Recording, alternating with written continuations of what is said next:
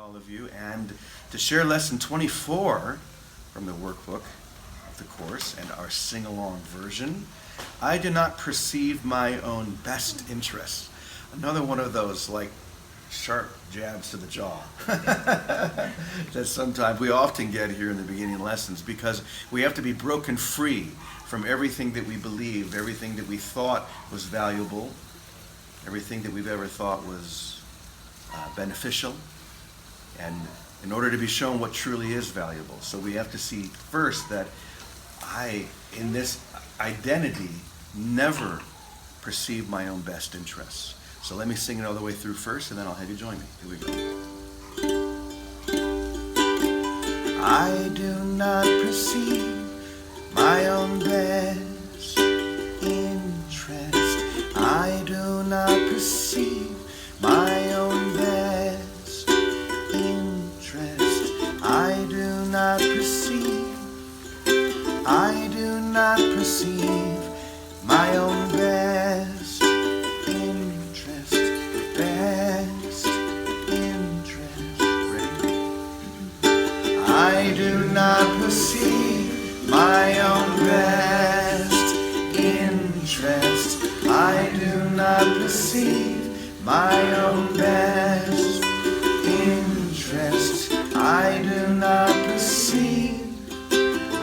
do not perceive my own best interest. Best interest. I do not perceive my own best interest. I do not perceive my own best interest.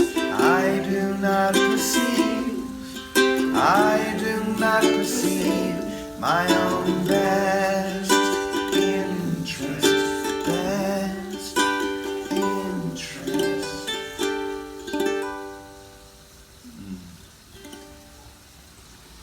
So this is another one of those lessons, as I said in the beginning. We just have to take a deep breath and say, okay, I trust you. I trust that there's something going on here. I'm not going to resist it. I'm not going to defend myself. What do you mean I don't know? Once in a while, I must know what my best interest is. No, he is saying you do not ever perceive. As you identify yourself, as you believe yourself to be, it would be impossible for you to perceive your best interest. That's what he's saying. So we just have to take a deep breath. We're not being scolded. I mean, that's the first place that the mind goes to. You know, you're in trouble. We feel like we're being pulled into the principal's office or something. It's nothing like that. In order to begin to perceive your own best interest, you have to start by realizing that in your present state of identity, you don't. It would be impossible for you. I mean, that's the most interesting thing, is that it would literally be impossible. So we have to just take that deep breath and relax and allow ourselves to be shown something that is different from this identity that we've claimed. Something wider, something more expansive. And once we get to that point, then we can rest in God. Then we can allow ourselves to fall backwards and surrender into that best interest. So I want to share just the first couple of paragraphs here from the lesson. I think it really brings clarity. It begins by saying, in no situation, here we go, uncompromising, in no situation which arises, do you realize the outcome that would make you happy? Okay. Therefore, you have no guide to appropriate action and no way of judging results. What you do is determined by your perception of the situation, and that perception is wrong. All right?